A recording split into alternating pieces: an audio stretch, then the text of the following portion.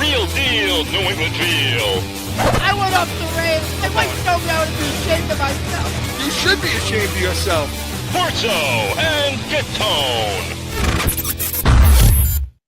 Welcome into Corso and Catone, the real deal New England feel. I'm Corso. Catone is here, and Joe is with us on air today. And this is what he looks like. I forgot what he looked like, Chris. Right? Yes, Most people did. I've come in. Well, how many episodes? I have like maybe 2, 3 several. tops. Yeah. You know, mainly when Mark is sick or something like that. When you're all watching us on YouTube, and when you're on YouTube, make sure you subscribe. Give us that thumbs up. That's what we want, the like, and leave us a comment. And that's particularly important, and we'll tell you why today. But if you're listening to us, you're doing it on iHeartRadio, Apple Podcast, anywhere you podcast, you can catch us. But today we have a special show. Today it's going to be fan mail frenzy. Joe, Fan mail frenzy. Joe had this good idea because we're always getting all these emails and from people and comments and things, and he said, you know what? We can't get to them all. We can't get to them all. And people ask us some funny questions sometimes and want to know some things about us. Yeah. And so we thought, hey, let's do a couple of shows. We'll do it today. We'll do it on the Pats Nation. Bring it to you guys. And maybe you get a little glimpse into the insanity. Just a little bit. That is Corso and Catone. Hi, guys. Hey, what's going on? Isn't it nice to have him on there? Producer, director. Look at him. And a big shirt that says director on it. You need to get him a shirt with a hat. Yeah. You didn't see. He before the show, it took him about 4.5 hours to set that picture in his top left. There. Yeah, I had to make sure that people understand, you know, you got Tom Brady over here, over my right, my left, as you're looking at it. And then, yes, Mr. Joe Montana right here, just to showcase the two greatest talents of quarterback history, in my opinion. Okay. And many people's opinion, I think. You know, here's the thing. I had to look through some of Joe Montana's stats. I'm going, yeah, he's not really all that up there. But you know what the thing is that what I like the most is that he made it all look so smooth.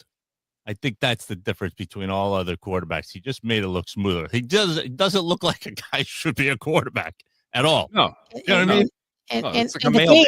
And the game changed. So his stats wouldn't be what some of these other guys' stats are anyways. You know what I mean? Looks like he's delivering mail. Yeah. Yeah. Well, what do you say? You want to get to some of these questions? Hey, yeah, let's get to some of these questions. Foremost on everybody's mind. Yeah. No. That's what it seems to be. Well, Joe could kick us off, you know. Well, we got the first question coming from Paula from Attleboro, by the way. Let me post that up for you guys. Take the train from Attleboro. Remember that?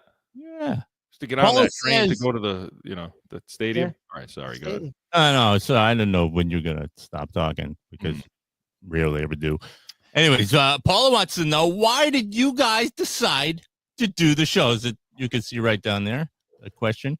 Why did you guys decide to do the show? And you can tell him, Chris, the story about asking me in the process. You want me to go first?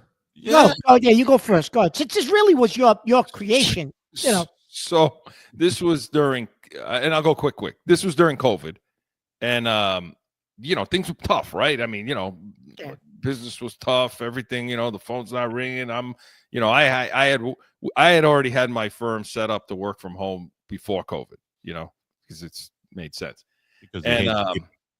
So I'm like kind of pacing around. I don't know what to do. And I'm watching a lot of sports radio, all this stuff, and trying to get everyone to talk to me about sports that is willing to stay on the phone with me for a long time. And these two guys are the only two that'll do that. And so I said, we should take it to the people. Let's take it to the people. Let's do it. So I called him, Joe, and I said, what do you think? I said, I got this idea for, and do you think we can do it though? You think I can do it? He's like, well, yeah, no. I said, I can do it. It usually comes in as like code, Mark. Like, you think we could do it more like, so you think I could do it for you? Yeah.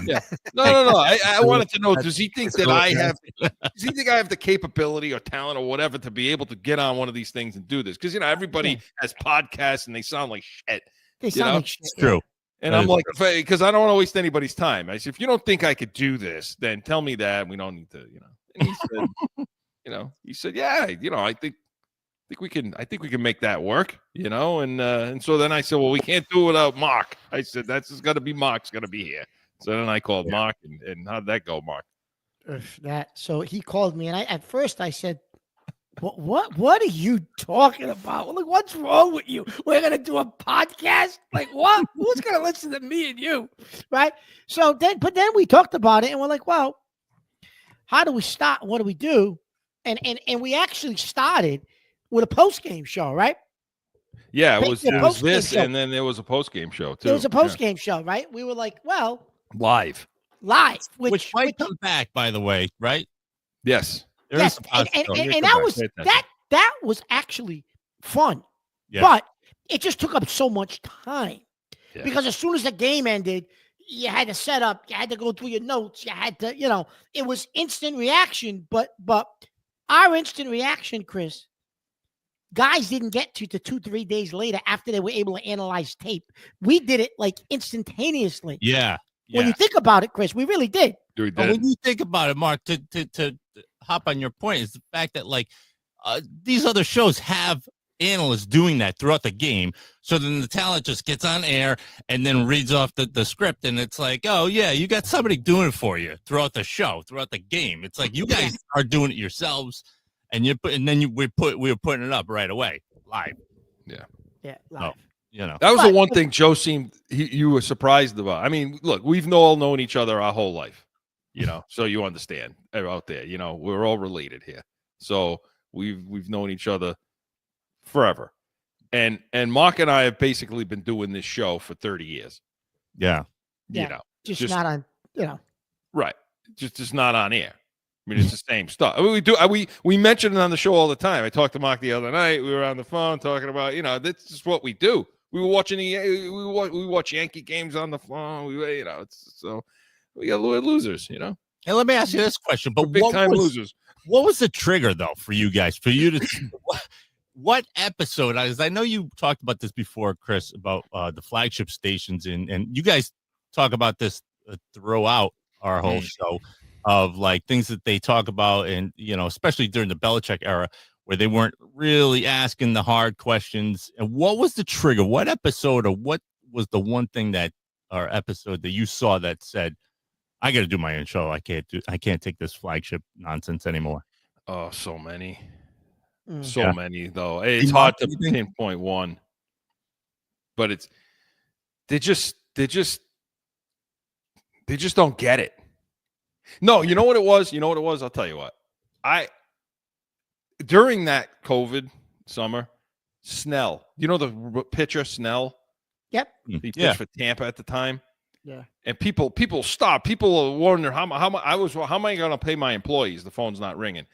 And this is what people were concerned about. And this clown comes out and he's pissed off because they want to take a little money away from that season. And then we need to make our full salary because we're cutting the season in half or whatever was going on. He's bitching and complaining about that while people are dying out there, And they were harping on it a little on the show. And I'm like, you know what? This is bullshit. I said, we gotta, and things like that. Really. Yes. CORSO CATONE was born.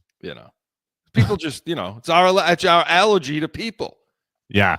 Right. But because you know why? We come to it from the perspective of the fan. This is what it is. We always wanted to say the fans need a voice that's as unreasonable, as ridiculous, as just, Homer as they are. Yeah. Except those voices need to know what the hell they're talking about too. Mm-hmm. And I think it's good timing and good transition after Brady was leaving and Belichick, that era was sort of dying. Because I was like, at the time, I was thinking to myself, it's kind of like we're on top. Like, how could you do a show and everybody's going to listen to you? Because everybody hates us by now as the Patriots fans. You know what I mean? Yeah. But we are. Our good luck, Mark, right? We freaking... we started this show and everything fell apart. After all the winning happened. Yeah. Then we're on talking about, Right.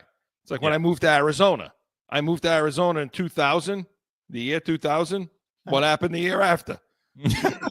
They won the Super Bowl. They won the Super Bowl. Of course they did. Anyway, all right, you want to get to another one? Yeah, keep it going. Keep it rolling. All right, I got one here. I got Sal as our, and you know what? We did pick some of the ones that some guys that are people I always people. call in. Yeah, they're regulars. Yeah. And I you know who we're going to hear from. I'm sure who we're going to hear from on this list at some point. Oh, today. Please. We better not. We better not. Because Joe picked it. If he's on, Joe got one from him.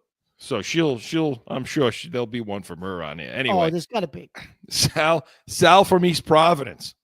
I can't do it in Sal's voice, but Sal writes in, what's the greatest New England / Boston sports franchise in history? That's a good question. That's a good question. I give it to you, Mark. Well, I mean, automatically the first one pops in as who? Well, to me, it's the Celtics. Yeah.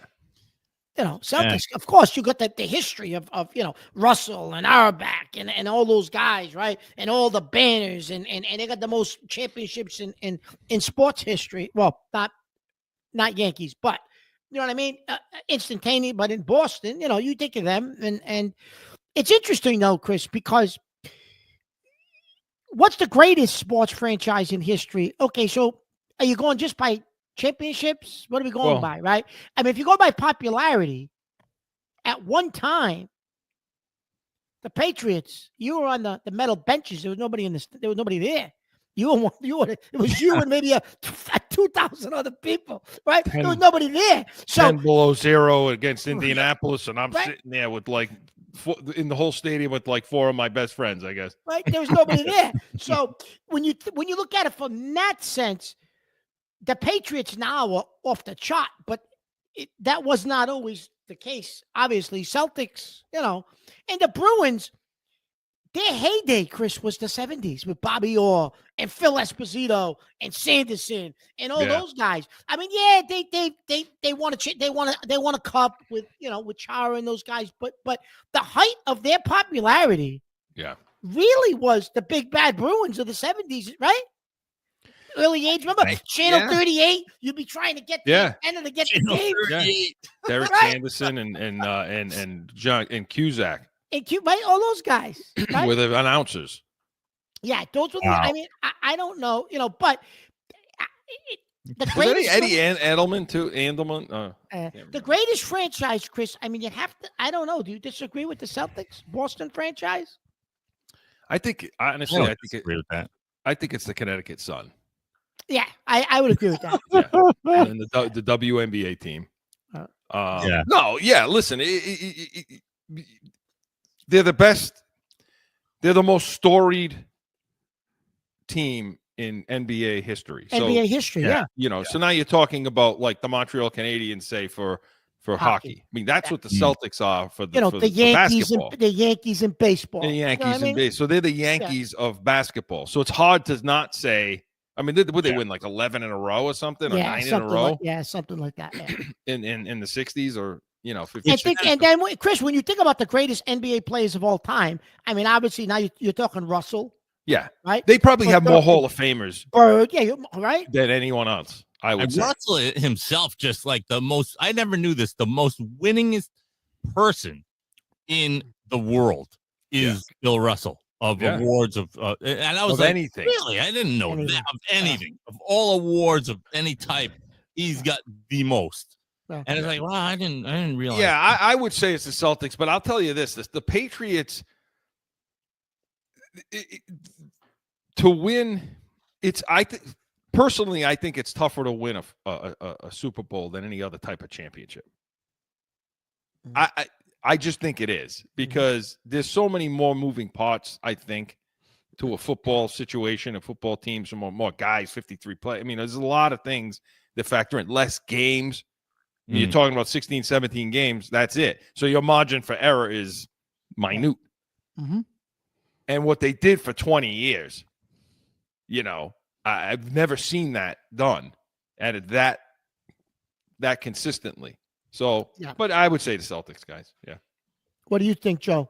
I think so too. I mean, it's nice to hear you guys say that because I thought, after what we had gone through with the Patriots, that you guys would definitely be Patriots leaning that way. But I was like, maybe Sal is sort of leaning that way when he put up, New England / Boston. So I was like, that kind of like leads it in. But I'm like, no, I think Boston Celtics are the way to go. Because like if you go to the Garden, you just see those banners, man. Just like It's intimidating. It is intimidating. And when you think about it, Chris, though, like even the Bruins, though, they're entrenched in hockey history because they're one of the original 6, right? Yeah. Yep. So they're still, even though they're not the greatest, but they're still entrenched in hockey lore and hockey history as being part of the original 6. With you know what I mean?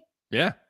So we want to know from you. We're going to get the break here and come back with more questions from you. But let us know in Heated Hotline, 855-313-PATS, P-A-T-S, or in our mailbag, corso.catone@gmail.com. Let us know what you think about all of these questions and give us your answers. We may talk about them on the show, but this portion of Corso and Catone was presented by the Pats Nation, Sundays, 8 a.m. Eastern, and we get all Patriots talk when the season begins. Oh, that's going to be the first pregame show. So make sure you stick around. When we come back, hey, more emails, more questions from you. Stick around.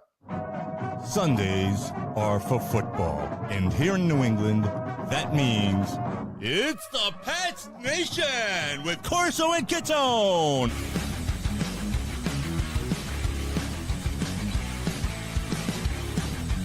Sundays, 8 to 9 a.m. Back in with more Corso and Catone, the real deal, New England feel. All right, I think, Joe, you're up, right? Got a question coming up? I do have a question. And this is it's a good one. I like this one. It kind of gets it away from sports for a second. And this is from Star from Colorado. She writes in, whose recipe for Sunday gravy is better, Corso or Catone? I mean, that's easy. But wait a minute. Before we answer this, we may have to tell our viewers what that is. Cook? What? Sunday gravy. Like they may not know what they may think we're gonna he's make right. turkey. All right, well, go ahead. Explain it. Well, you explain it because obviously you're going to say. You stand over there saying, we should explain it. Well, then friggin' explain it. What the hell is it? So when we make reference to Sunday gravy, we're talking about a marinara sauce with typically with a red meat, sauce. With a red sauce with meat in it, usually meatballs, sausage, pork, brajol, different things that would usually go into the, it's either usually I typically would consider a gravy something that's got the, you're putting the meat in it. That's the Sunday sauce, right? Not just a marinara. You can make a quick marinara during the week, red sauce, but you're not making it like you would on a Sunday. Yeah, I think for Italians, gravy is the red sauce. Most absolutely. people in the world hear gravy and they think of a brown sauce that goes on potatoes or meat or something like that. Yeah, and that's not what we're talking about. Whatever you Irish people out there eat. But in Rhode Island, but a lot of Rhode Island is other parts of the country, Chris, don't call it gravy either. They have different names for it. But it's still Sunday sauce. You know what I mean? Yeah. Technically, what it is, though. Well, nobody in Arkansas is making gravy. Well, that's the thing. But here's the thing. They're taking a bottle of Heinz ketchup and they're mixing a little water in it and they add a couple of spices and that's there. Yeah. How's it taste? Is it? You add a little. Put a little more. Put a little more. Put a little Put a little more celery salt in there, Barbara. But I mean, technically, it is. Listen, we want people from Arkansas to listen to us. Be nice, would ya? But who's going to answer this question, though? By the way, now that we just told he's going to answer this because I'm going to be honest with you. He makes this cook. You not make my wife will make the Sunday sauce. I won't. Hey, listen, we can pull her into this. I'll put mine against hers all day too. Yeah. She I know. You know what? That's blasphemy. She'll punch me right in the throat. So what is your trick? What's your trick? Is it your grandmother's recipe or your aunt's? It's actually, I have a couple of different versions. Okay. Like I have a bolognese sauce that I make, which is meat, which is a lot of meat in there. And that one I got from my father, who actually got it from Miguel from the Blue Grotto back the Blue Grotto. Ago. Years and years ago, that restaurant on Federal Hill, right? Let me tell you something. That was good. And he got it from him. Okay. And then he kind of did his own thing with it, but that's time consuming. That takes a long time to make that sauce, to do it right. Yep. Yeah. Well, but the one I typically make, it's a puree, like he said, the marinara, and Yeah, I mean, it's kind of a combination of like my own thing, both grandmothers. Okay. You know, Joe, our grandmother, and that's a question. Who are you trying to emulate? Like, who are you trying to match? the problem is I can't match. You can't match Graham. There's no way. You know what's funny? We had a sauce off a while ago. I didn't participate, by the way. So I did. I had it. Yeah. Saying. And I will say, and it was just you, your brother, and your sister, right? There was some other. No, we had some friends. People came. We had one girl from Sicily. She showed up with hers. Oh, she thought it was something else. I'm like, because here's the weird thing. What my point is that like tasting all of them, and I don't think my brother's was on the. It was for my birthday, so I was the judge, so I couldn't enter. But it was a fun day. But having tasted them all individually at separate times, there were elements of Graham's gravy in there. Yeah. To some degree. And but nobody had nailed all of the. My sister's taste, or my mother's, her daughter, Graham's daughter, she's just okay. But see, there's no way our grandmother, there was no way you can get there to hers. So there's no point in trying. That's how I looked at that, Wow. So I made, it's kind of a combination of things, but it's pretty good. The first ingredient's love, and you just don't. That's right. It should, if it takes you less than 2 hours to make it. Oh yeah, you're not. It sucks. Now, do you make if you're putting meatballs in it? Are you making the meatballs, or is your wife? Yeah, I mean, I can have. But the thing about the meatballs, the cool thing about the meatballs that I've a lot of people will make the meatballs. They'll either put them in the oven or they'll fry them first. Yep. Yeah, I don't do that. What? I make the meatball and they cook in the gravy. Oh yeah. So they're moist. Hard on you? No. Really? No, you make the gravy first. You get it hot, and then you put them in there, and they cook in there. So you don't even real moist. It's not that hard shell to them. So you don't even fry them quick, and throw them in. You just put them in. Put them in, and they're nice and moist. Okay. Nice. Do that. All little right. trick out there. A little trick. Good. I like that question. Good question. Mark, you're up with one right now. So the next one. Oh, here she is. Of course, he had to put her in. Of course, Jen from Cranston. Yes, she is. And yes, she's the for those of you who don't know, Jen comes with. She's hardcore, man. Oof. But wait a minute. I do find myself choosing her call-ins and write-ins a lot because she nails it. She nails it a lot. You could have guessed she's got a little sass in this, and you could have guessed that she would ask this question because she listens to the show, so she knows you're a miserable SOB, Chris. She knows. It's always me. Listen. Her question, what she wants to know is, what disgusts you most about people? Oh. Right? Nails it. Yeah, that's a Jen question all day. That's a Jen question all day long. Joe, you better go first there because I got this. Joe, I got to organize my miserable rotten this thoughts. might take 3 shows for him. This might be the end of the show. We'll just have to carry this out to the end. Yeah, that's it. Boycotted from every station on the planet. What disgusts me the most? People are. All right, I'm gonna do I'm gonna nail the one of the airline, so you guys don't have to go into that because we've heard that one from you guys. Is the stinky, dirty, sweaty, hot feet? Ugh. Taking them off on the airline. It's like when they're in their living room. Like they're in their living room. Like when did we get to the point? First of all, isn't it disgusting for you, the person, with your feet on something that's been trafficked over and over by literally millions of people, and they don't clean the floor.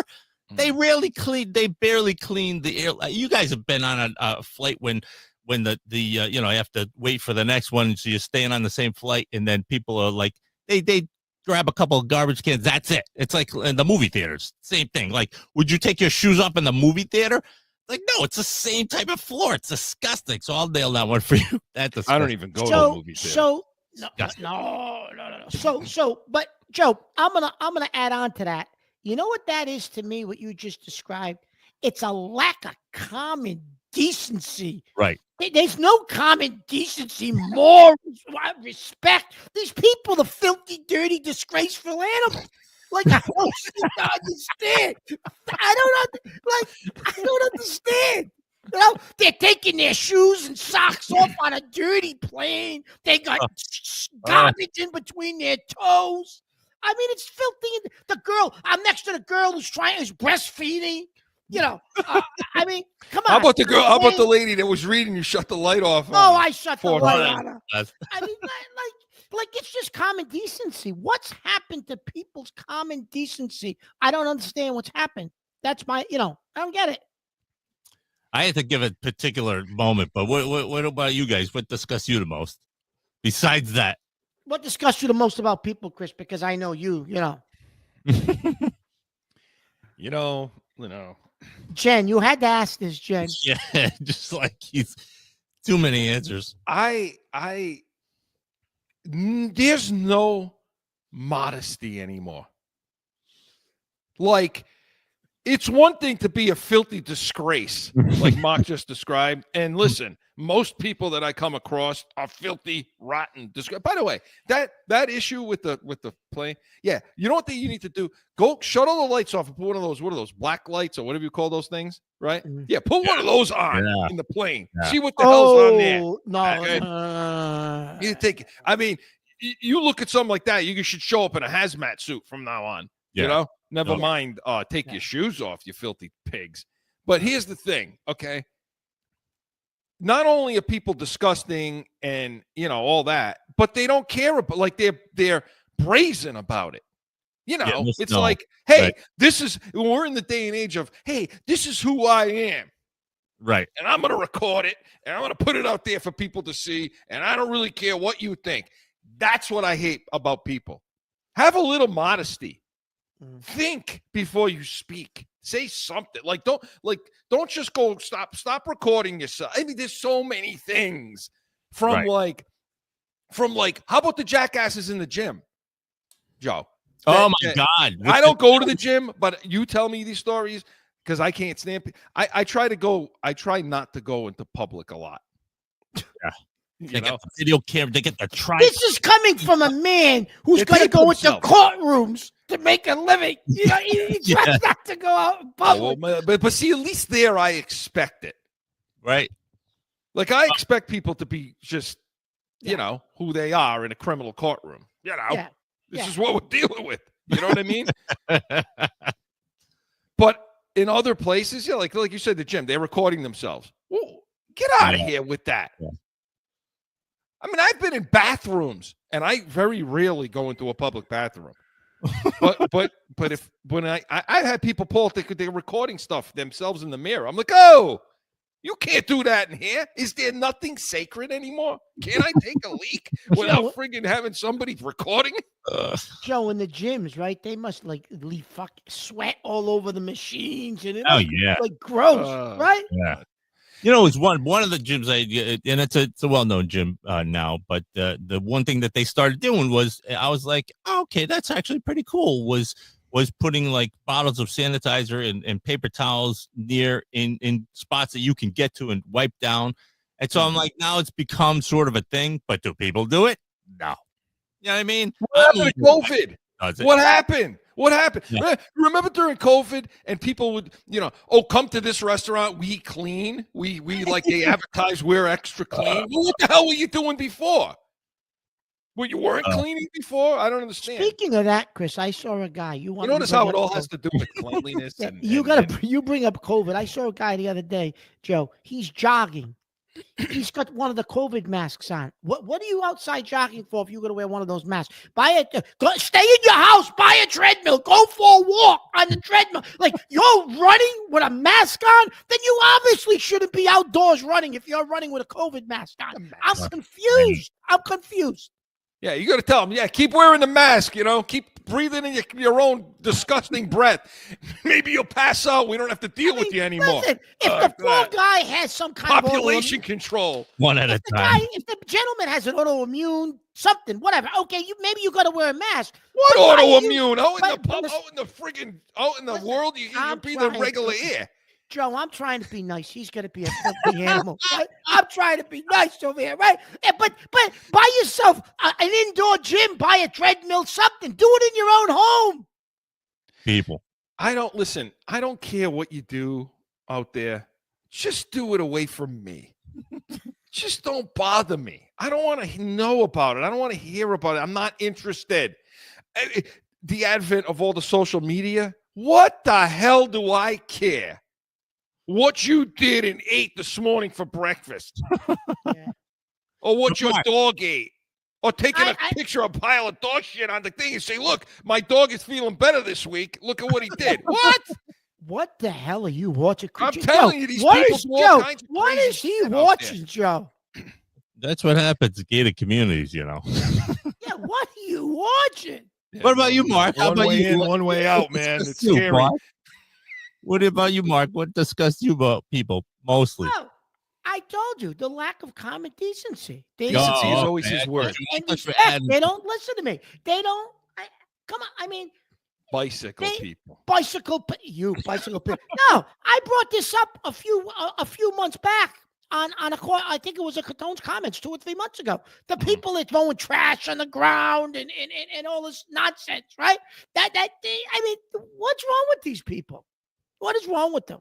They don't care. You know, not only do they not care, they like I said, I mean, it's one thing to just be that way, but it's another thing to just be brazen about it and then acting like you're something wrong with you. Oh, like how about this? How about the people that show up to do work at your house? Oh, I love this. I love, they advertise. Oh, look, they show the guys on TV with the uniforms on and the clean and they're putting the booties on their shoes and all this stuff to show up to do work at your house. Now all of a sudden the scumbag shows up over here. I got a guy go up into the for the air handlers, to do the cleaning every year, and they put the thing back on the attic piece. Yep. It's all black handprints from his handprint. Oh yeah, nice. What is this? How about the guy?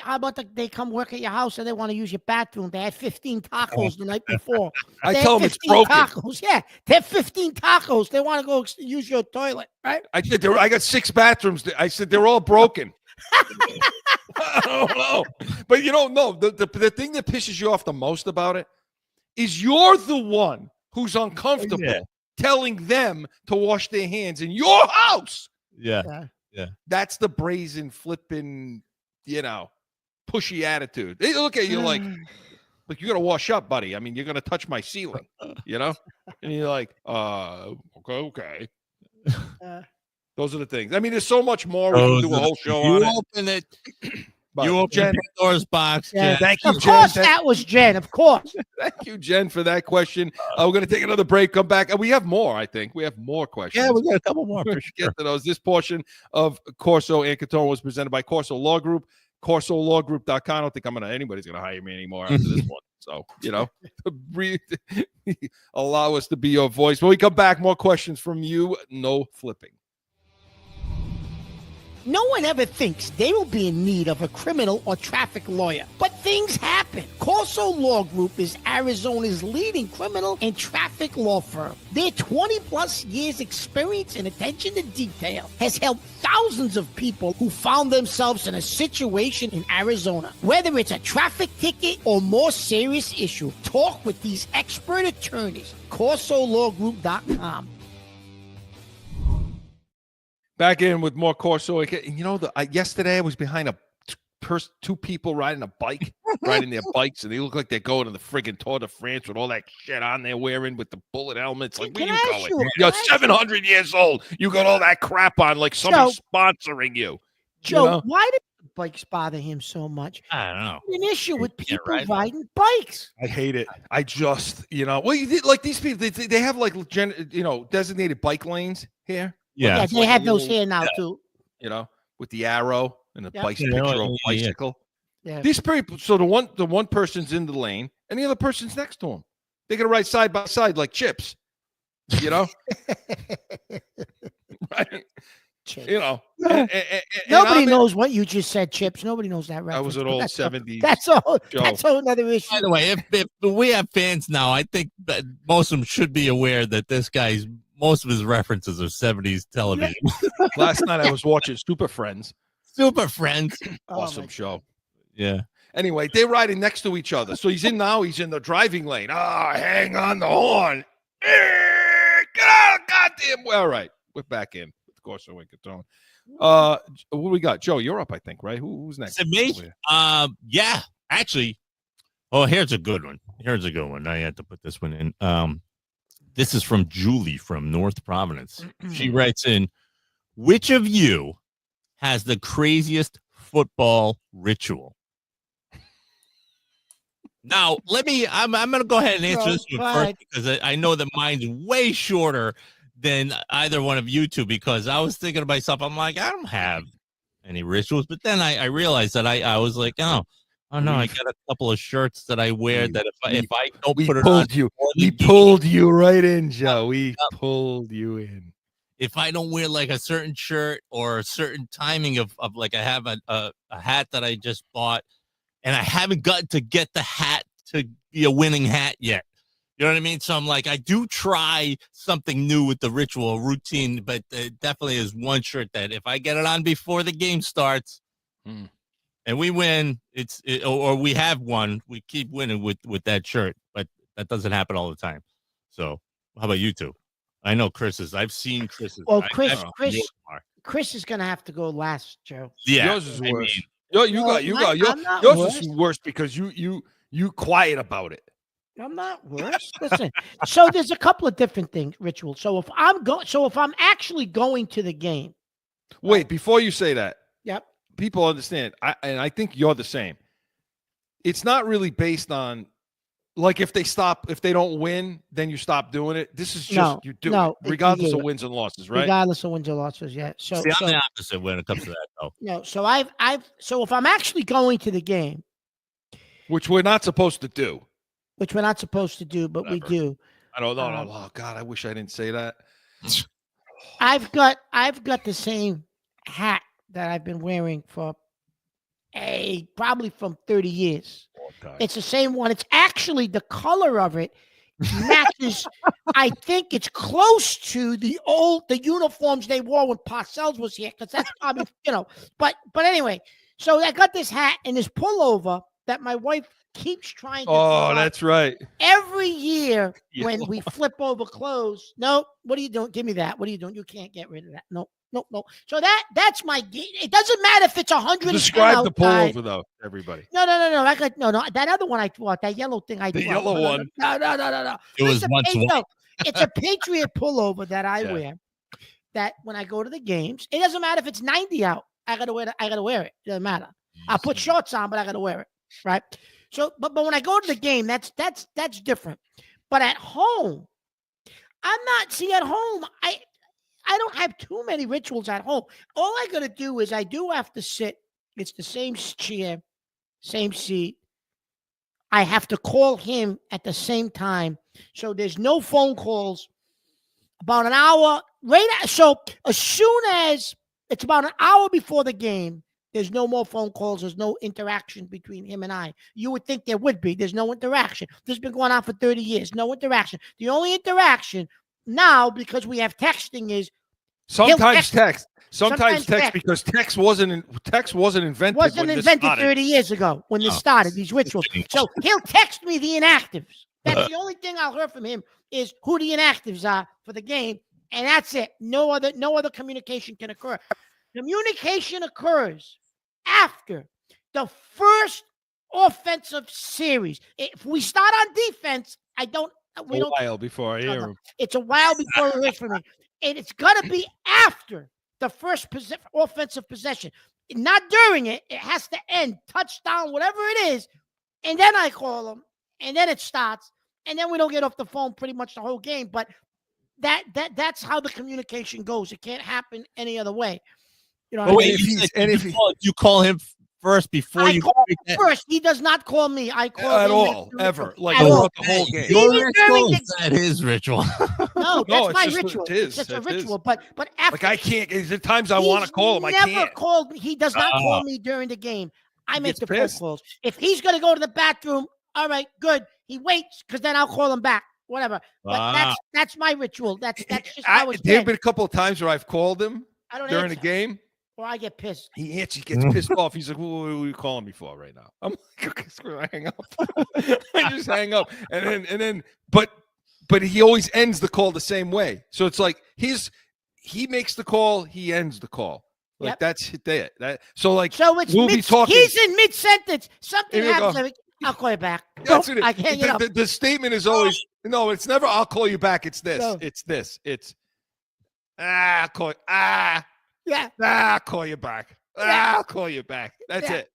I was going to say, are you an actual television goodbye where it's like you don't say goodbye, you just hang up the phone? I'm like, why? No, he says that. He says those words. That's my line. He says, I'll call you back. Click. That's my line. Yeah. Don't matter what's being said. And by the way, when I pick up the phone, anytime, well, this is like regardless of games, just anytime we talk on the phone, it's just you answer the phone and he's in mid-sentence.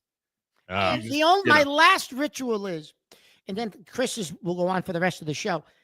If it's a 4 o'clock game, at 4:30, this has been going on for 30 years. I pour myself a glass of wine at 4:30. Wine? I thought it was another W. Nope. Glass of. Oh, he's got to be 30 coherent. 30 years ago, I wasn't drinking bourbon, so it was wine. So for 30, that I never changed it. But for 30 years, it's been 4:30, glass of wine. And if I don't have wine in the house, I'd go nuts. I make sure I got the wine. Everything. I'm like, it's 3 o'clock. I gotta go. I have no wine. I go buy a bottle of wine. My wife's like, bottle of wine? I said the Patriots are playing at 4. Oh, okay. She knows. I will get the bottle of wine. Even if it's Colorasi or something like that. I don't care what. I don't care what it is. I don't care what it is. It's gonna be. I gotta have a 4:30 glass of wine, and then he knows. He's like, because when I get upset and excited, he says, "You're gonna spill the wine." He knows, right? Yeah. The jug of wine. Now I actually witnessed this guy's ritual. Oh, I've witnessed it. I've witnessed it. It's a ritual. I didn't even realize what a ritual was until I witnessed it. Go ahead, Chris. Tell us, Chris. Tell us. I mean, I can't take the whole show doing it, but here's just I'll try to, So I have to listen to an entire pregame show. I hate to do this because we have our own pregame stuff, but I have to listen to the entire pregame show. That's like, so that's 3 hours. So it all starts 3 hours before. Okay. Wow. And so, I mean, I thought I'm trying to condense it because I could go through the scenario and it'll take a long time. So anyway, all the trash has got to be taken out of the house. Okay. All it's got to be emptied. Every trash barrel in the house have to be empty. Okay.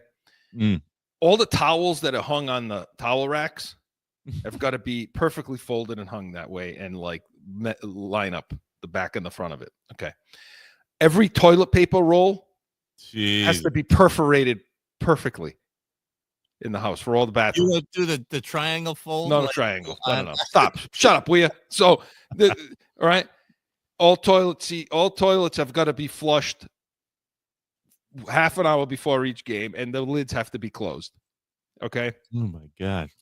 Then all the pictures, I got a lot of memorabilia crap. Everything, the measure, and I've kind of got off this a little bit because I catch a lot of crap. All the measurements between pictures have got to all be the same. Okay. All the clocks have got to be synced in the house everywhere. Okay. The outfit is the outfit. I mean, I've gone through the shirts. Remember the shirt I had, the white one with the it was red and then it turned white. But that fell off me one game. It just disintegrated and I had to like replace it. You know what I mean? But then when I replace it, I go in front of the Patriots old 70s. I got a Patriots helmet that's a lamp, the old logo. That is pretty cool. I do this thing in front of it where if I'm introducing a new article of clothing, I got to do a little ritual. And then in front of the head, the helmet. Yeah. Really? With the light on. And everything's timed. So this particular trash has to go out 40 minutes before. The rest of it goes 30 minutes before.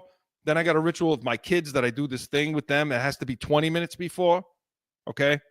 I start the recording because I have a video library of every Patriots game since 1993. Okay. Wow. And so that recording is going to start 8 minutes. You know when it happens? It happens on CBS when they go first on the field. Mhm. You know, when they go first on the field on CBS, that's when the recording begins. I come downstairs, then I got another little ritual that I do, you know, in here. I got to knock on the walls 24 times on each side. There's more, but, There's more. There's a lot of crap. Sounds like that I you're have to do. adding to them, the ones that No. I've seen. I actually have subtracted a few things. Really? I have because, Wow. it's nuts. It Now, I is. don't do it for other sports. This is just the Patriots. I think there's a different name for that and not ritual. Yeah, insane is what it's called.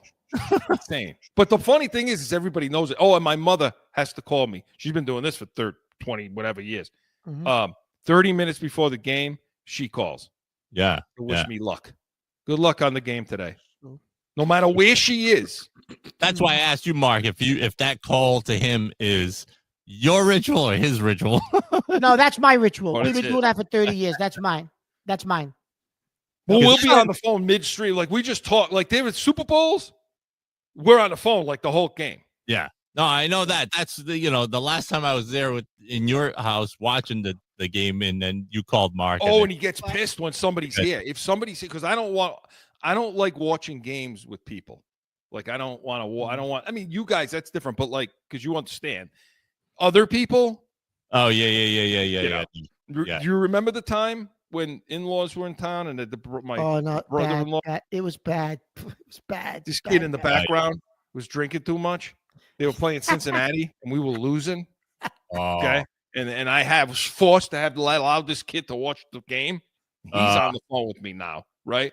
And this kid's now cracking my eggs, busting my bean, going, well, that was a really good call by Belichick, was it? Yeah. I hear this. Who the F is that over there? He starts screaming on the phone. Like I'm trying to find the speaker button to shut it off, Get them out of there. Get them out of that goddamn room. No wonder why they're losing. Oh, yeah. Oh shit. So Yeah, that's it. no, he's worse. So to answer Julie, he's worse. He's good. He's nuts with the rituals. Julie. Yeah. So, Oh, so beyond. listen, I'm gonna jump in, Joe. We want to go to Even break though- first. Then we'll Go to with break, you. then I'm going to Right. jump in because we may not have time, and there's something I want to, because this leads directly to what he just talked about. All Yeah. right. This portion of CORSO CATONE was presented by the Pats Nation. Sundays, 8 a.m. Eastern, all football, all Patriots, all the time. We come back. Mark's got something he's going to bring up. 20 seconds, right back. Sundays are for football. And here in New England, that means It's the Pats Nation with Corso and Catone.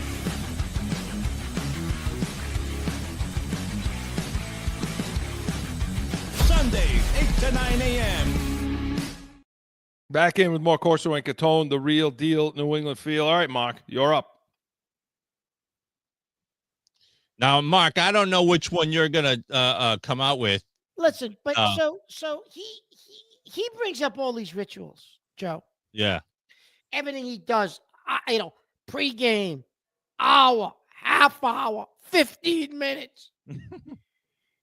Do you know why we lost the Super Bowl in 2007?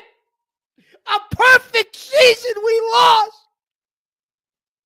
But hey, guy, let me ask you this question. Now, you Bullshit. mentioned this, Chris, as far as if you do lose, what do you do? Like when I said, like if we lost or if we don't have a game-winning a win, like I'll swap out the shirt to try again or wash the shirt to make sure that there's it's got a Joe, clean slate. That's a Cardinals- superstition. That's not a That's ritual. I that's know. not a ritual, That's- but but I'm Joe, saying that's all I but have. Joe, he didn't do all the rituals that day. He couldn't have. He couldn't have because he wasn't home. Right. So now listen, I did them. Okay. the worst thing is he physically went to a Super Bowl. Yeah. No good. No good. No Begged good. me not to no go. good. I begged him. I said, listen, this Threatened is me the with a one. shiv. This is the one you can't go to. Well, this is not the one to go to. I don't care what Super Bowl you go to. It cannot be this one. I begged him. I'll shiv you. I'll stab you. He said.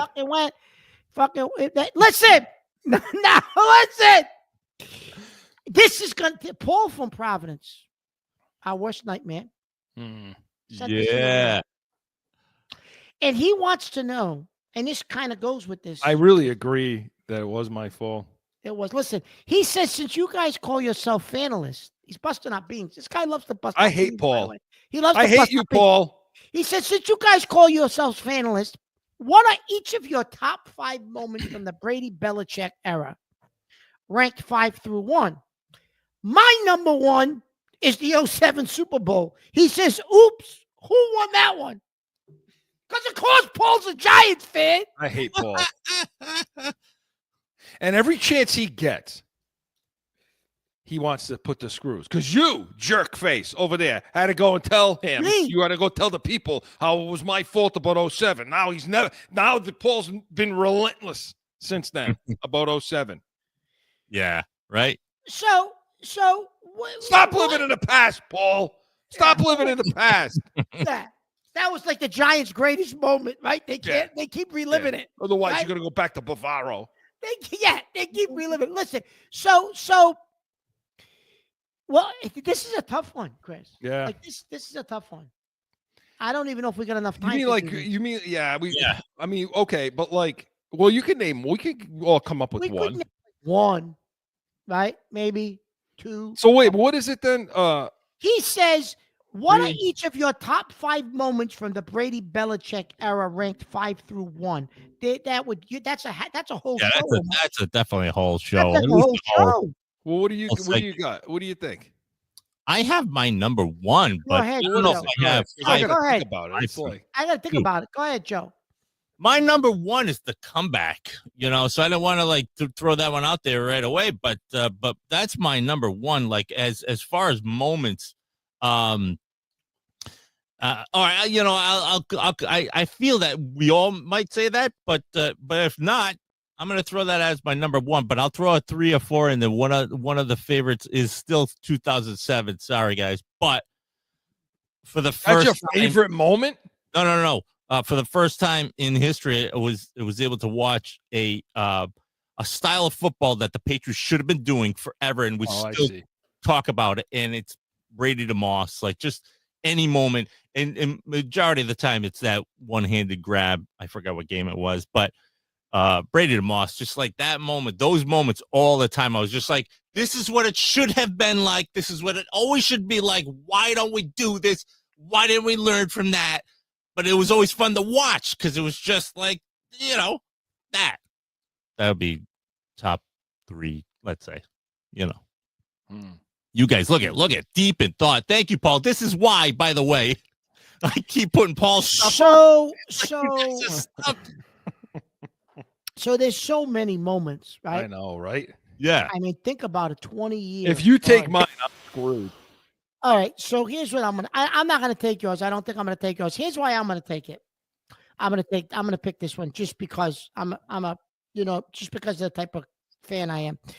Mine, because I think Chris and I we were on the phone, of course, and I don't think you were here at the time. But I think we were on the phone. We were both got choked up. We were in tears pretty much when Vinatieri hits the field goal to beat the Rams for the first. Good one. That was mine. He took mine. Yeah, no, but why? That was just because. I mean, for you, it was. There was some emotion there because why people. Same with you. People weren't there, but it was that's my moment. The first one, the Vinatieri kicking that field goal against the Rams was that euphoria. That euphoria. That. I've never had a more euphoric feeling as a fan, right? As anything. Yeah. In anything in my life. Well, okay, my kid's being born. Yeah. Yeah, that's different. But that's different. That's different. Yeah. That's different. Whatever. You know what I mean? I feel like different. Rocky, except for my kids being born. The greatest night in the history of my life. No, but, Joe, another 70s movie, Joe. Another 70s movie. No, that moment. Yeah, I mean, we all cried. That was because something. it was just, It was so improbable, Joe, that whole year. Like, to make it there. Yeah. I mean, and the whole idea of the Patriot, the logo, the flag, the 9/11, all of it. You know what the crazy thing was? Yes, it was the 9/11. It was just a culmination. But they had played the Rams, Joe, earlier that year in Foxborough. We were together. We were together. What do you mean we got to be quiet? What? Now, we're together. We're at somebody's house who will remain nameless. So we go there. I bring some beers, whatever. Chris brought, at that time, we were eating. He must have brought like 6 castrated pizzas. I don't know what the hell he brought, right? So we get there. So the game starts.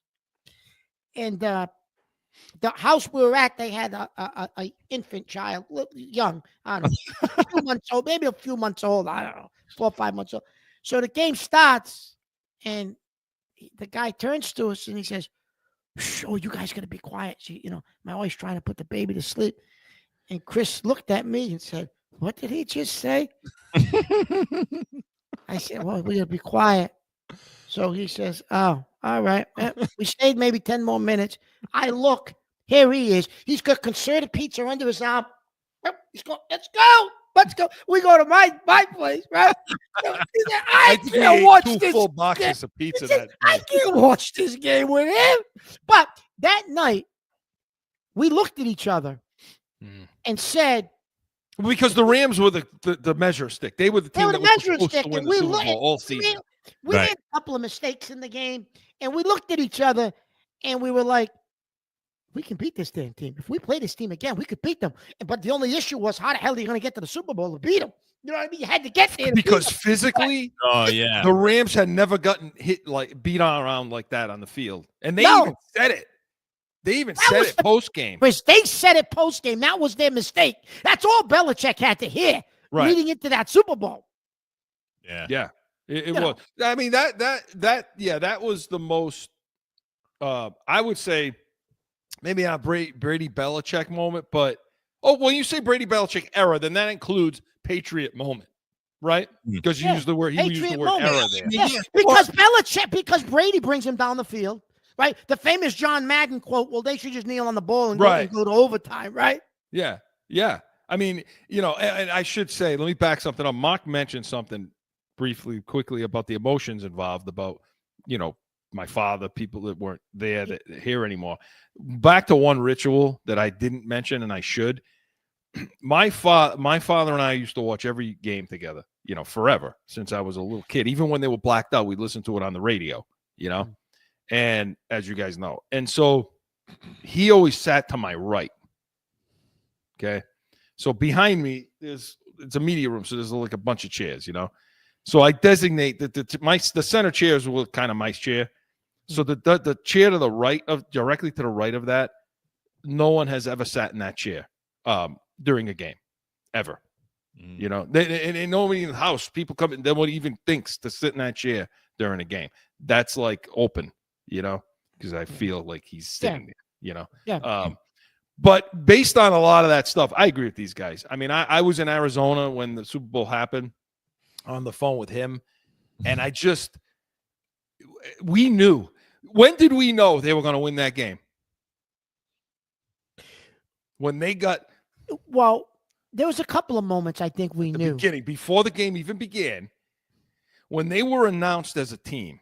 Well, and no one had ever done it before. I forgot about. No one had ever been announced, and I know we got to go, but no one ever announced before as a team. It was always, And when that happened, he and I are on the phone. I said, "Mark, they're going to win this game today. They're going to win this game." It just fit. It all fit. Yep. So that's a good one to end on too. Those were great. Hey, listen, those were great. We really appreciate all of those emails. I know we're going to do this on the Pats Nation as well for you guys to listen to, so stick around for that. But Corso and Catone was presented by the Pats Nation, Sundays, 8 a.m. Hey, we always have all Patriots talk all the time. And make sure you're tuning back into Corso and Catone for upcoming episodes. But for Mark, Joe, we appreciate all the call-ins, all the write-ins. We are Corso and Catone, the real deal New England feel. See you next week. Now find Corso and Catone on AM 790, The Score, iHeartRadio, iTunes, wherever you podcast. or subscribe to the YouTube channel and catch the chaos every Saturday at noon.